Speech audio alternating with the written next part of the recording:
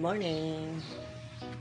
Ngayon, mamalengke ako. Mamimili ako ng atay, tapos isang baboy, tapos ulo ng manok, tsaka leeg para mamaya merienda namin.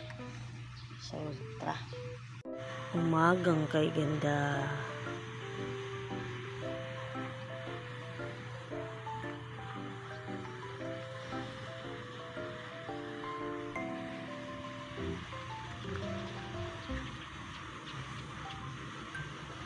Let's go!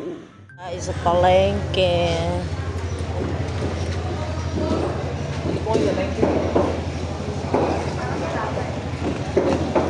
Atay muna.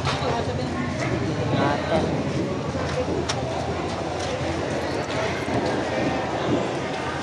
Yung atay. 200 isang kilo. Bili na tayo ng bituka ng baboy. Dagdagan na lang natin yung atay.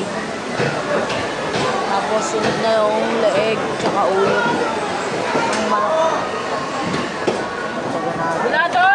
Amo! Bulado! Sa leeg. Tayo ng para sa suka. Sibuyas. Paminta. Ang binili.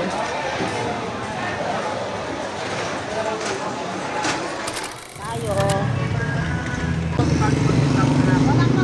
2,000 years later. Nandito na rin tayo. Kakawi ko ng thanks God. Bila akong ulam namin para mamaya tanghali tahong sasabawan ko. Tapos ito na yung mga pinamili ko. Saunang baboy, suka. Ayan naman yung atay ng baboy. Parang dugo na. Huwain-huwain ko pa yan. Naman yung leeg. Actually, dilinisan ko pa yan.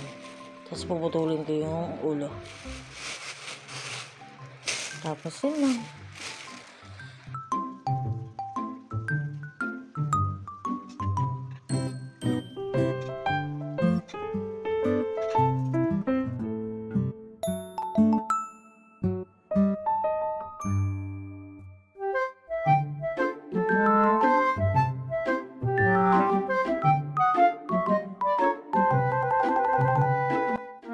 Tapos ko nang pagbalik tayo yung isa ng baboy. Ngayon, ugasan naman natin yan siya. Tapos pakukuluan natin para mawala yung langsa. Ayan, lalagyan natin ng asin.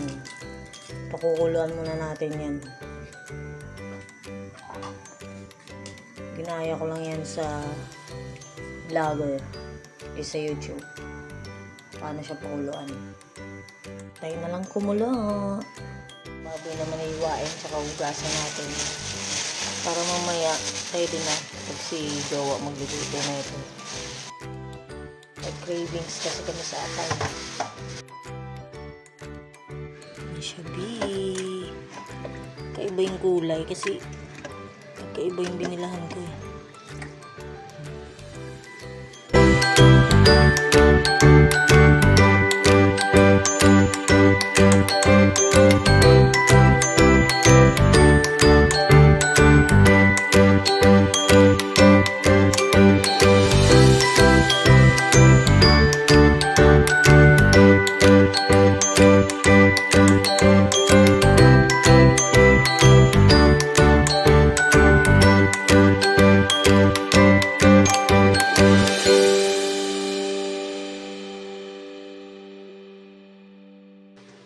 Sunod naman natin yung manok. Talang mamaya, piprituin na lang to. Okay na to.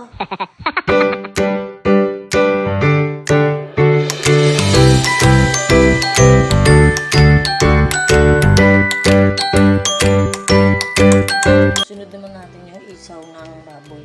Hiwain natin. Kasi napakuluan ko na siya. Time check. Mag-8 o'clock na. Maaga pa. Bawi yan ako matulog mamaya. So, ito na yun. Isaw ng baboy. Hiwain ko. Medyo mainit pa siya. Para mamaya, pagkatapos na ito, lulutuin ko na yung ulam na sasabaw ko nito. Kasi si Jowa, ayun pakiramdam. Oh shit, not good. Nalutuan ko siya ng may sabaw na ulam. Isaw ng baboy. Ilagay ko lang din sa rep to para susunod ko na tong ulam namin ngayong tanghali. Tapos, habang gumagawa ko ng suka para mamaya. Gawa naman tayo ng sausawan. Suka.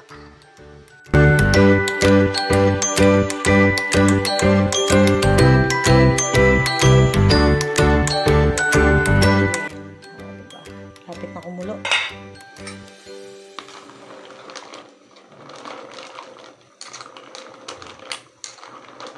Nilagay ako ng sibuyas.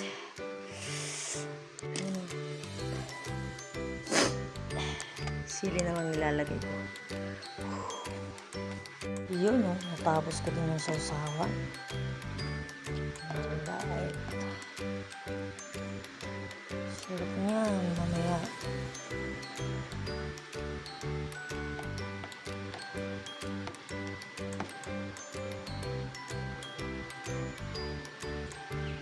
Five minutes later.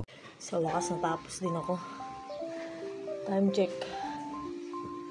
9:10. Maya akit na ako. Tapos magtulog muna ako. Para mamaya makain na lang ako pag-gising. Pinagluto ko na rin sila ng ulam. So, okay na yun. Ba't ako? Update. So, hanggang dito na lang. Bye-bye. Ingat kayo palagi.